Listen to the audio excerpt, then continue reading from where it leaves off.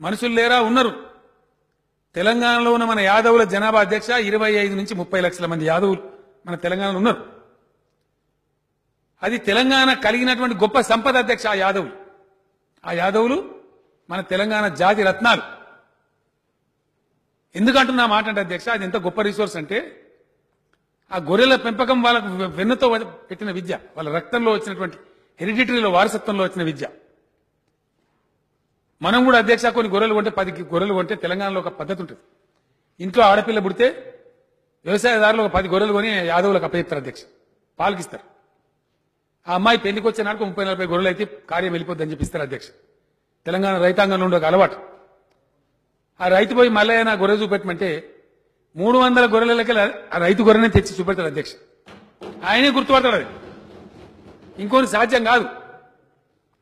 అదే ఒక IAS officer IPS officer నా పనిచేయమని చేయలేడు. ఆయన చూస్తాను గొల్ల ఆయన్ని గొంగడు కప్పుకొని ఉంటాడు. ఆ గొప్పతనం ఆ విద్య వాళ్ళకి అబ్బింది అధ్యక్ష. గొర్రెలు 2 సంవత్సరాలకు 3 సార్లు ఇంతాయి అధ్యక్ష. ఈయనప్పుడు కొన్ని తల్లి గొర్రెలు అనారోగ్యం పాలైంది, పాలు ఇవ్వలేవు. అది ఆ గొర్రెనే గుర్తుపడతారు అధ్యక్ష, ఇంకొలతో కాదు.